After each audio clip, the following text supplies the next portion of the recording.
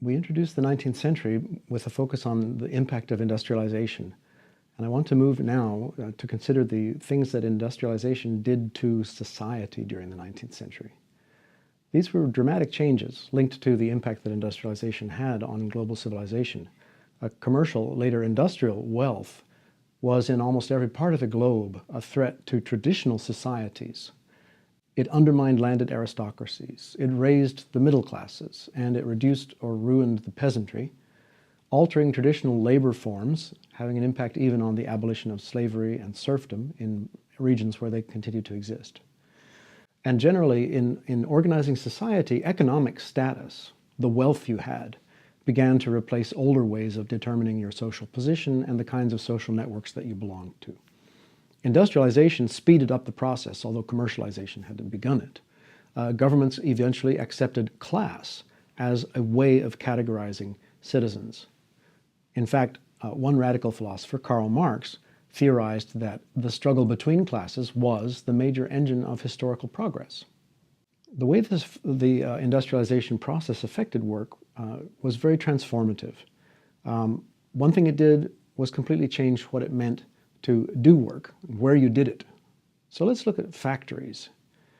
Industrialization transformed the nature of the things people did and the nature of the lives those people lived. People moved from the countryside into cities. Work was moved from being largely outdoors or in a home or a household-sized workshop to indoors and in increasingly large factories. Many observers at the time were excited by these changes and saw them as tremendous progress. And initially, the development of industrialization was largely integrated into nature and viewed with something of the same romantic enthusiasm that the first part of the 19th century Europeans viewed nature with. But it wasn't just the rise of industry that affected the natural world and the work that was done there, because the mechanization of agriculture moved workers from land into town as machines replaced actual hand labor. So factory labor provided an important source of income, and some people saw this as a tremendous opportunity for people to better their lives. One of the most famous representatives of this school of thought is Samuel Smiles, an English author who produced a whole series of novels of rags to riches themes and variations on that theme. His slogan was of self-help, and the implication was that in the kind of capitalist, laissez-faire society where industrialization was the method of production, anyone who had a little self-discipline and an entrepreneurial spirit had the opportunity to rise from rags to riches. It's a wonderful fable. It's a little bit difficult for everybody to realize. However, some of the factory owners in turn actively sought the well-being of their workers. One of the famous examples is Pittsburgh's Henry Heinz, whose entire operation of food production was conducted with a religiously informed kind of paternalistic concern for the welfare of the workers. He provided them proper housing, he provided them education, he provided them recreational activities, including bus trips to cultural events and things like that. He was the one who threw a big Christmas party for all his workers and welcomed Santa Claus to the party personally. And along the way, through these kinds of management skills, you might call it human relations, human personnel management, Henry Heinz made tremendous profits, and his company was highly successful. But not everyone was as concerned for the well-being of his workers as Heinz was, and not every observer of the processes of capitalist industrialization was as optimistic as Samuel Smiles. There were many critics of industrialization who saw it as a form of exploitation. In fact, Heinz and people like him were quite exceptional. Most factory owners sought profit at the expense of everything else, workers, the wages paid to workers, and even the quality of the products they produced. One of the most trenchant observers of this tendency, especially in the early decades of the industrialization process in the 1830s and 1840s, was the German radical Karl Marx. Born in 1818, he lived until 1883. Much of that time spent in exile in London working on his major theoretical work, Capital, which was a thorough analysis of the industrial process and its impact on society, but largely viewed through the lens of the early years of the social transformation that industrialization had wrought. Marx argued that the major class created by industrialization, which was the laboring industrial working class, which he called the proletariat, taking that word from the ancient Roman Republic, It was that part of Roman society that contributed nothing to the Republic except their children. The proletariat was going to be the leading class as capitalism and in the industrial system developed. Gradually, it would be increasingly downtrodden until it finally realized that nothing could be produced without its labor, and it was in fact strong, and it would overthrow the unjust and exploitative system of capitalism linked with industrialization in a modern form of the class struggle that Marx saw throughout history to create a socialist revolution. But in fact, over time, in most places, that revolution was avoided. Social reformers began to address the issues that the critics like Marx and others had identified, developing better housing, improving sanitation, organizing and actively campaigning for better wages and working conditions. The whole concept of public health as something that government authority should be concerned with rose in reaction to the developments that had so horrified Marx and Engels and others like them. The United States provides an interesting example of these developments. Here, Marx had predicted, in fact, that the socialist revolution would come from the United States first because its whole social structure was more fluid and industrialization was having a more dramatic and greater impact. But in fact, industrial development absorbed almost all the labor that was available, immigrant and native-born. And what was unabsorbed or what was malcontent and unsatisfied with conditions, the frontier absorbed them. They could always move further west. And so in the United States, relatively early in the process, a high-wage economy emerged. And so instead of leading the socialist revolution, the United States became the center of most of its most effective foes. Within society, the rise of a new form of industrial production had an impact on the way society was organized and how people lived and related to each other within society. Wealthy capitalists sought to escape from some of the consequences of the industrial system that had made them so wealthy. They lived in fantasies of earlier pre-industrial societies, such as the Barcelona magnate who built a medieval room in his palace where he had medieval art on the walls, and when he couldn't stand it anymore, he would retire into this library and imagine himself back into an earlier system. A great example of this tendency is the stately home Cragside, built far away from the hustle and bustle of the major industrial towns where his wealth was made by William Armstrong, an arms magnate. He made his major money providing weapons to the British military. He was in iron and steel. Cragside is an amazingly baronial home, full of all the impressive stateliness of an earlier landed aristocracy, and yet also, ironically, very little of it is mass-produced in an industrial way. It's a monument to the arts and crafts movement, one of the social and productive reactions to the industrial process. William Morris and others like him rejected the commodification of products, the standardization that industrialization brought with it, and celebrated the hand labor of the Middle Ages.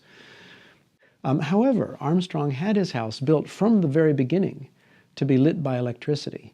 So the whole product has all the interesting contradictions and combinations of the idealization of an earlier, more simple time, the benefits of industrial production, and the technology of modernity. The middle class was happy to benefit from industrialization as it was able to increase wages, and some middle class people actually were able to invest and earn returns on their capital, even though perhaps they didn't have enough to own their own factories. And the middle class was quick to condemn the working class's vices. They saw drinking and gambling and sexual license as characteristic of the degeneration that industrialization was creating among the working class. But there's a very healthy dose of bourgeois hypocrisy in these attitudes. 19th century bourgeois society tended to be very prudish, but behind closed doors and when nobody was looking, they got up to the same kinds of things that they were criticizing the working class for. The attitudes of the churches to the whole development and emergence of an industrial society was interesting. It was kind of two-sided. Both Catholic and Protestant church leaders spoke about the moral corruption that was threatening the working class through industrialization. But they also attacked the individualism and crass materialism of the bosses, perhaps nowhere more famously than in Pope Leo XIII's cyclical Rerum Novarum, which addressed the obligation of society, if it were to be truly Christian, to take care of and provide for the needs of the industrial working class. And in the Protestant evangelical tradition, a somewhat similar strain of development was the so-called social gospel movement that emerged strongly in the United States, but had influence elsewhere as well, from the 1870s to the early years of the 20th century. Industrialization transformed, as we've said, the physical context in which work took place. And in the industrialized economies of the 19th century that began to emerge first in Europe and the United States, and then in some places spread into other parts of the world, the context for most of that labor was in an industrial city. This process grew out of the whole question about where the factory should be located. Earliest examples of manufactories or factories were often in the countryside or in small villages in rural areas. The key thing was to locate your factory near the needed source of power, whether it would be water to drive water-driven machines, or sources of coal or good wood supplies to drive eventual steam machines. But in the long run, factory owners discovered what we call the economies of scale, that you could reduce unit costs by building larger and larger factories, by concentrating in areas where transportation made the access to the necessary inputs of labor and raw materials easier. And this meant that gradually, and rather rapidly, but it was a gradual process over a shorter period of time, factories concentrated in cities. Workers tended to follow the factories because they were seeking labor. Suppliers then followed the movement of labor to the factory towns, and new factory owners built factories where factories were already established because the working class was already there. And so in a relatively short period of time, small towns could mushroom into enormous industrial cities, two of the most famous examples being Manchester or Birmingham in England. Like the work in early factories, the conditions of life in these industrial cities as they developed so rapidly was cramped, dangerous, and unhealthy. Rapidly built housing, overcrowded with people in it, poor sanitation and drainage, sometimes workers living in sub-ground level basement apartments that were poorly drained and tended to be full of refuse from the street or seepage from the groundwater, and a chronic lack of sunlight that led to such vitamin deficiency diseases as rickets, a skeletal muscular problem that grows up when you don't have enough of the sunlight vitamin. All of these plagued the working class. One of the things that the new industrial city brought with it was the production of the growth of food supply enterprises. The delivery of food to the industrial working class became another way in which commerce could take place and money could be made. But the supply of food tended to lag behind the rise of population, and until the end of the 19th century at least, the diet of most of the working class was monotonous and unhealthy, literally surviving on oat porridge, gruel, and drinking water if they couldn't get gin. Even where industry wasn't located, specifically productive industrial manufacturing industries, the 19th century saw major urban growth for other reasons. One cause was mining. Discovery of gold in California led to a boom in the growth of San Francisco. A similar discovery in Australia turned Melbourne in southern Australia from a fairly small port into one of the major cities of Australia, and the discovery of diamonds in South Africa created a population concentration of over 100,000 in a space of less than 30 years, affecting both Kimberley and the growing town of Johannesburg. Another source of urban growth not directly connected to the production of industrial goods, but very much a part of the industrialization of the global economy, was trade. Around the world, port cities experienced major booms. Just one example, at the beginning of the 19th century, New York's population was about 60,000.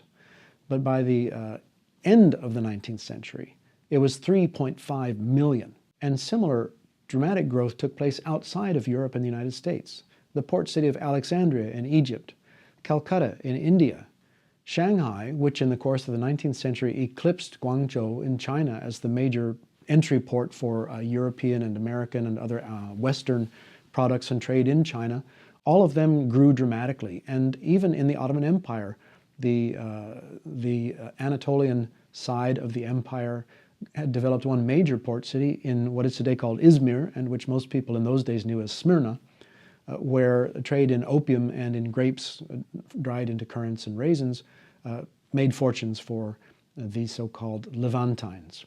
One reaction to the difficulties and disasters of early industrial urban growth was the rise of urban planning and development. The growth of industrial era cities, where there were concentrations of large populations and wealth in the same location, actually made possible, over the longer term, new forms of cultural life. As the idea of urban planning took root in city governments, major cities were rebuilt from the ground up. It's in the 19th century, the second half of the 19th century, that both Paris and Vienna, among Europe's major capitals, gained their characteristic boulevards. In the case of Vienna in particular, it was the destruction of the medieval walls that were now useless because of advances in the technology of warfare. That made possible the creation of the famous Ringstrasse, the ring road around the old part of Vienna, which is lined by multi-story structures with commercial spaces on the ground floor, palatial apartments on the second floor, well, what the US calls the second floor. In Austria, it's called the first floor because the ground floor is not counted. And then smaller apartments for middle class and even smaller ones for servants in the upper stories. From the outside, they look very much like the Baroque palaces of the Viennese nobility, but they're completely modern, completely commercial, completely part of an industrial culture. Part and parcel of these developments and urban planning was the undertaking of major sanitation works, the famous sewers of Paris, also sewage work in the other major capitals of Europe. Water supplies. Vienna boasted a wonderful water supply that is still among the continent's best in Europe, and it was created in the 1890s. City lighting, the creation of police and fire brigades, the construction of public recreation areas. In the course, you'll read a document from a Chinese observer of American life at the turn of the 20th century who remarked on Central Park in New York City. Educational facilities grew up in the towns and cities, and all of these things made urban life generally safer and more rewarding for most of the people that lived there. One feature of the 19th century that was really closely tied with this urbanization of the industrial society is the rise of mass education.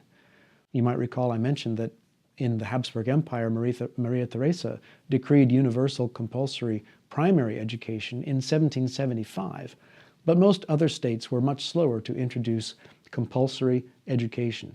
As governments realized that they needed educated future soldiers, however, an interest in literacy of the everyday population spread throughout the European countries, in the United States, but also in Japan, where by the turn of the century, 35% of the women and over 80% of the men had been exposed to elementary education and become literate in state-run schools.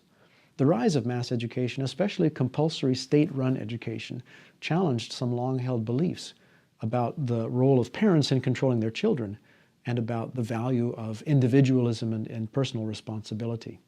So far, we've been focusing on industrialization and its impact, and of course, it makes sense to do so because this was what was new.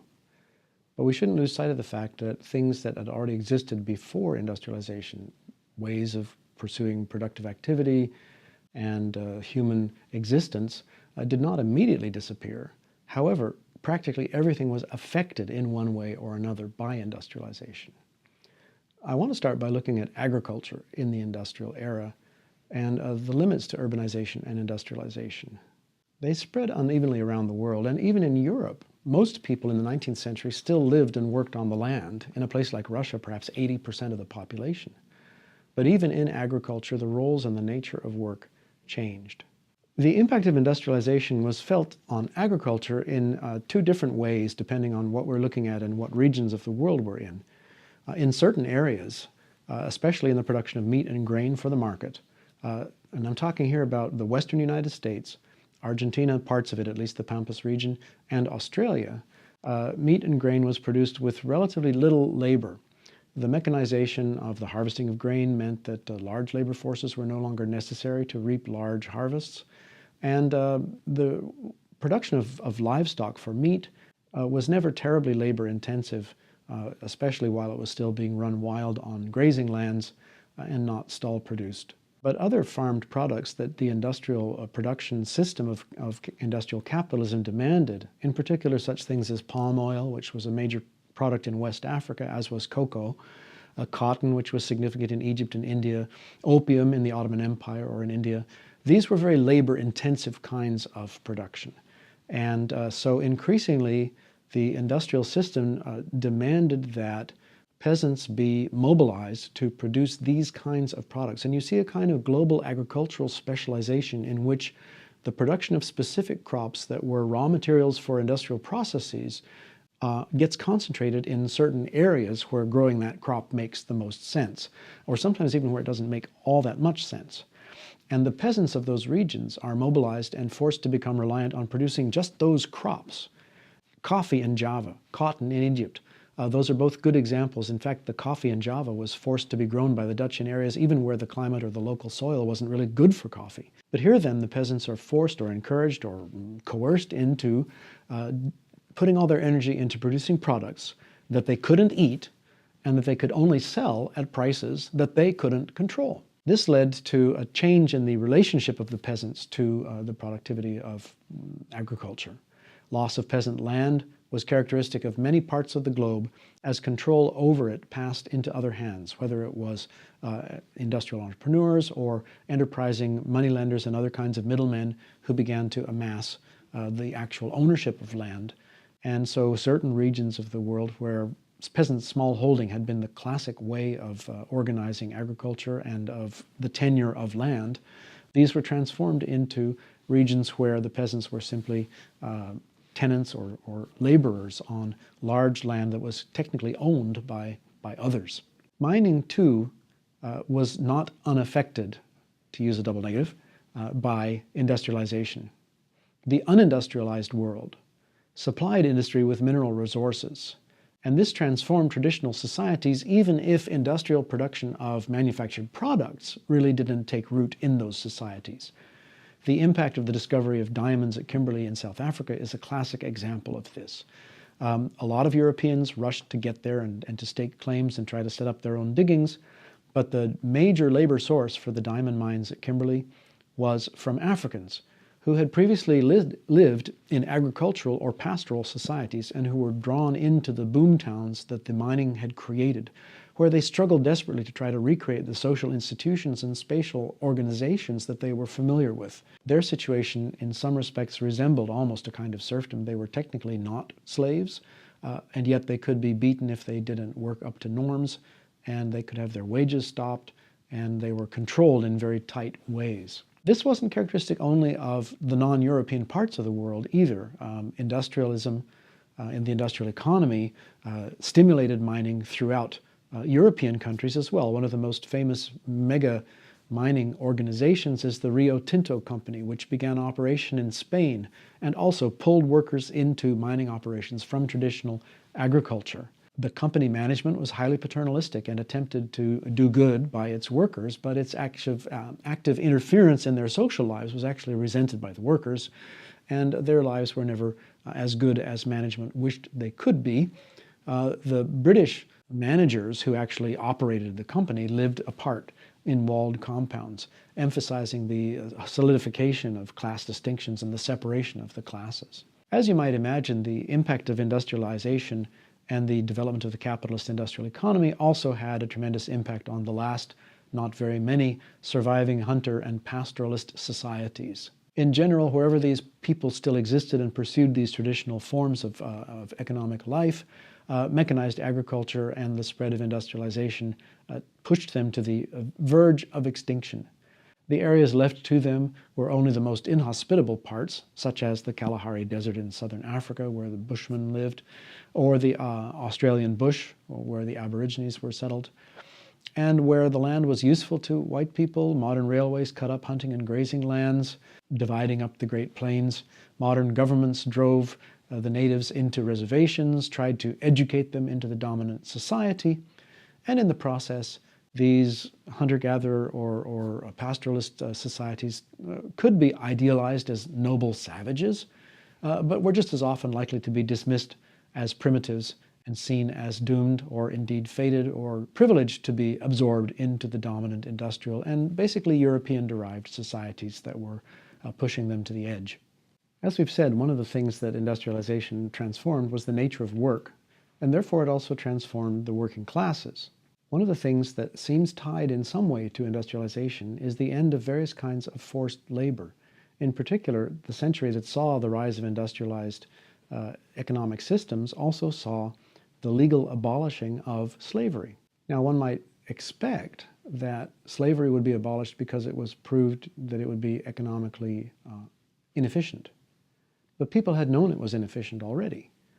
It was maintained largely through cultural rather than economic expectations, and its final abolition appears to have been driven as much by cultural as by economic forces. Slavery was offensive to three different approaches that were rising at the end of the 18th century and into the 19th century, and that fueled the abolition movement.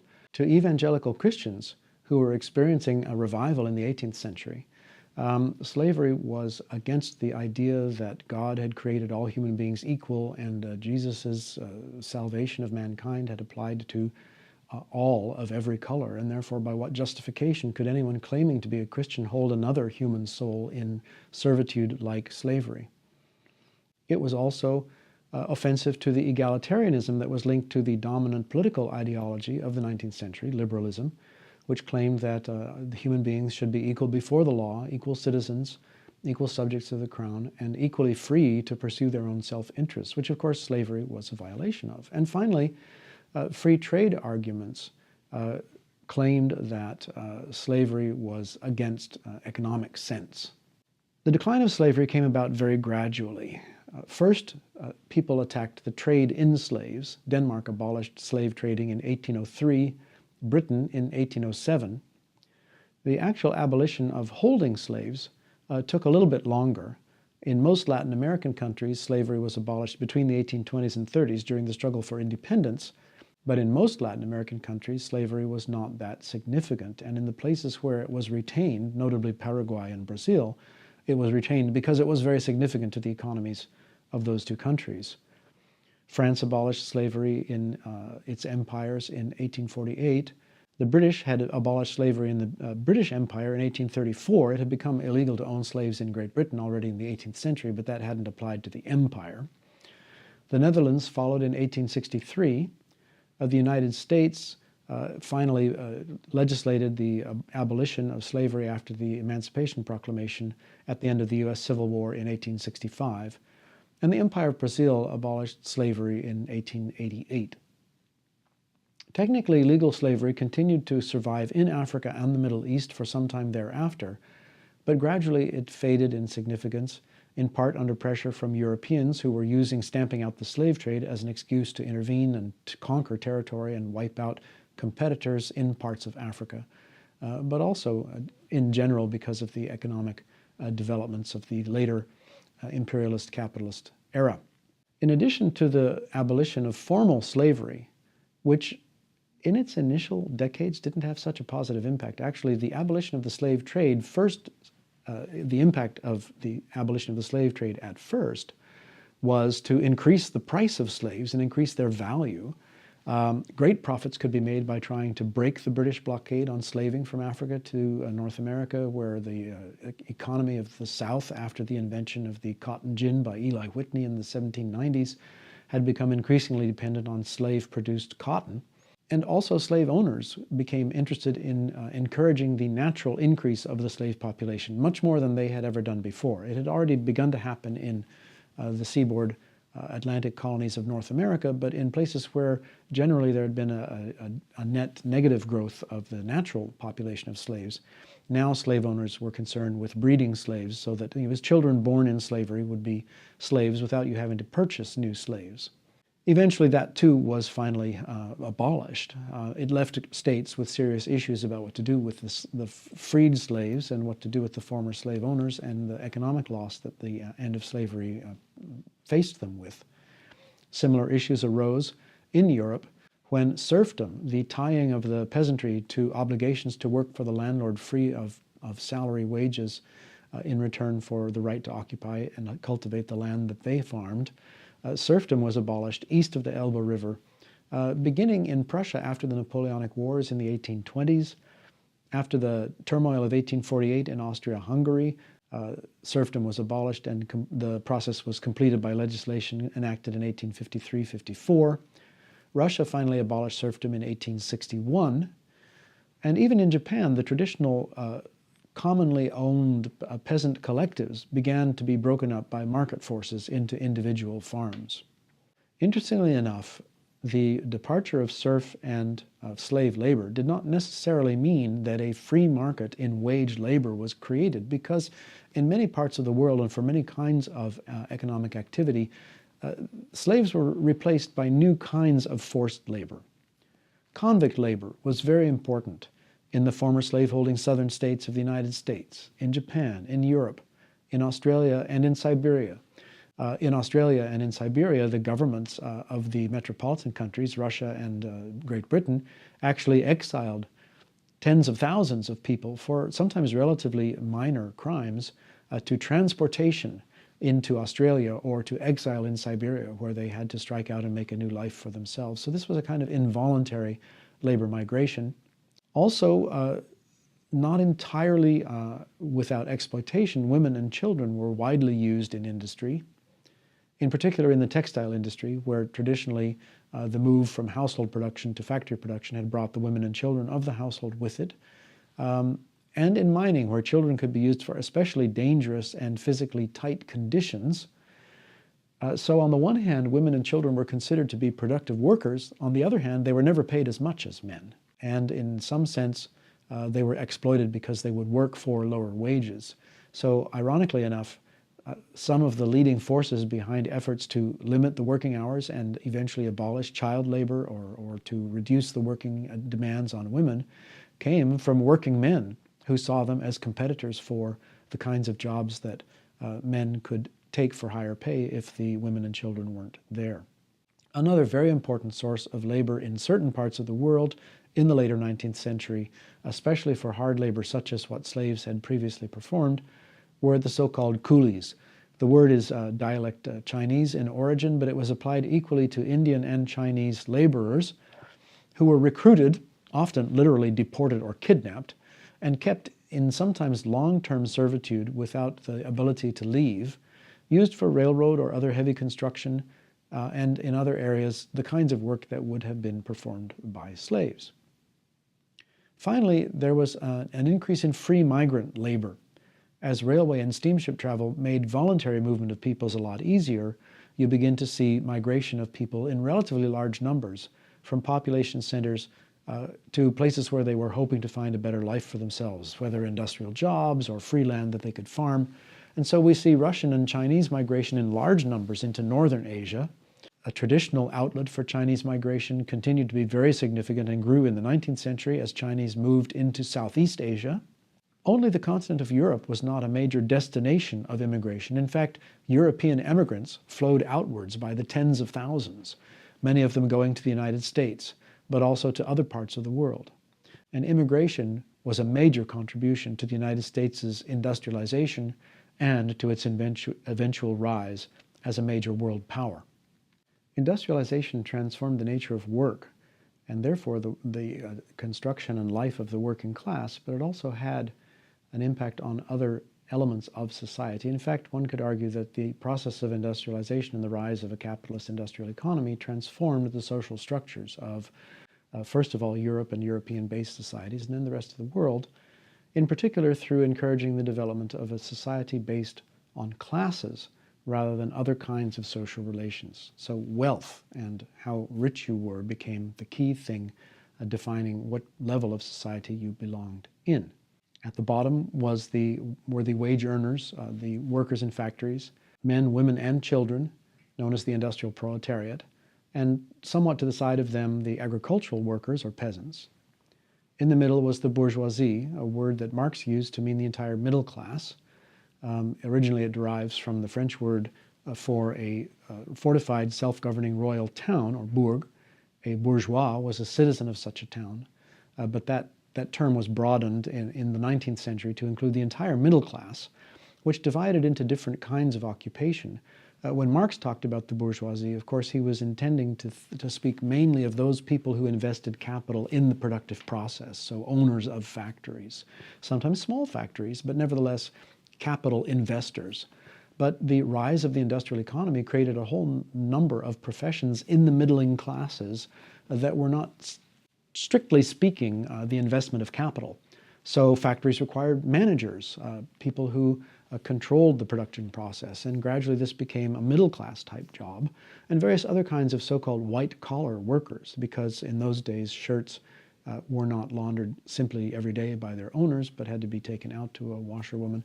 It was cheaper and more efficient to have removable collars, eventually made industrially out of early forms of what eventually becomes plastics, cellulite and so on, which could be taken on and taken off. So all you had to clean was your collar, because of course nobody looked at your shirt, it was underneath your coat. So a white collar job was a job where you wore this removable white collar. By the way, cuffs also were similarly removable and starched stiff, and you could jot notes down on them, shopping lists or things you meant to do that day. This is before the Palm Pilot or the personal organizer apps on cell phones. So in fact, the very phrase to speak off the cuff refers to making an apparently informal speech where you have your notes actually scribbled down on this removable, very stiffly starched cuff of your shirt.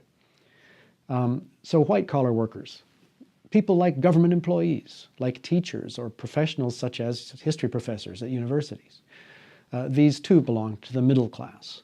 And then there were the upper classes. Now this was really an area where visible transformation took place, because in the old societies at the upper end of all of the different kinds of social networks people belonged to were the aristocracy. Aristocracy meant land ownership. But in an industrial age, what happened to the upper classes? Well, landowning aristocrats found things very transforming. They were often destroyed or changed by new economic forces. They could invest in industry. They could marry the daughters of rich, wealthy industrialists. But their traditional way of life was often transformed. In the 1870s in Japan, the government officially abolished the samurai class, the traditional feudal warriors that had been the backbone of Japan's military strength. Some former samurai succeeded by going into politics or industry. Others failed and simply became social rebels and outcasts. In Britain, the collapse of land prices challenged the position of the traditional British aristocracy. Some aristocrats discovered that they could succeed in commerce or by leasing the mineral resources or timber resources of their landowning estates, and others of them married wealthy daughters of industrialists. Some did become successful entrepreneurs themselves, but the timber and ore of the land they held was also usable in the industrial economy and a source of wealth for them. Also useful to the aristocracy was the appeal of the life of the aristocracy to those who were now gaining wealth. Industrialization and the rise of the capitalist economy made it possible for people who formerly did not have very much wealth to accumulate a great deal of wealth. And what they wanted to do with this wealth? Well, they became social climbers. They wanted to imitate the lifestyle, the attitudes, the beliefs, and the way the amusements of the traditional aristocracy who they admired and resented at the same time. And at the same time, the traditional aristocrats who desperately needed the wealth that a bourgeois factory owner's daughter might bring to the now bankrupt noble family also resented the social climbing and uncultivated aspect of these nouveaux riches, as they were called. In the United States, social mobility was a little more open and less marked by resentments, and yet even there, although the U.S. lacked a titled aristocracy, in the 1870s and 80s, there was a concerted effort to create a kind of sense of U.S. aristocracy through the interests of so-called old money, which of course in the United States is only 100 years old or so, if that, as opposed to the newly wealthy industrialists. So a sense of aristocracy was created via such things as Macalister's list of the so-called first 400. And former Southern plantation owners or New York magnates resented the chemical barons and productive manufacturing factory owners' wives who tried to build resort homes on the coast of the Atlantic next to their places. And there was some social ostracism going on. This is satirized and written about in the literature of the time quite frequently, both in Britain and in the United States. But the rising nouveau riche from the middle classes in the United States tried to build the palatial dwellings that imitated the aristocratic stately homes and generally live like the aristocrats. And in a somewhat analogous situation, elsewhere around the world, Western clothing, architecture, and social etiquette became signs of success and progress. And so throughout the world, in Japan, in West Africa, in Sierra Leone, and in other places like that, Putting on a Western frock coat, a starched white shirt, a top hat, and striped breeches meant arriving, becoming modern. So to try to summarize in general what one could say about industrialization, I think it's pretty unchallengeable to say that industrialization and its impact represents probably the biggest change in human existence since the agricultural revolution that changed us from the Paleolithic to the Neolithic era. What did industrialization affect? It affected cities and the institutions of life. It affected most jobs. It transformed class structures, replacing vertical relationship-defined organizations with horizontal wealth-determined groups. It brought benefits with it. It increased comfort and productivity. Slavery and serfdom did end, but it brought with it also costs. Coolie labor built the railroads, child labor worked in mines, and women's labor worked in textiles and in such places as the famous factory fire in the Triangle District of New York, which happened in 1915. It was a key part of making the West dominant, and one of its most fateful consequences was the emergence of a wealth gap between those regions that manufactured products and those regions of the globe that produced raw materials.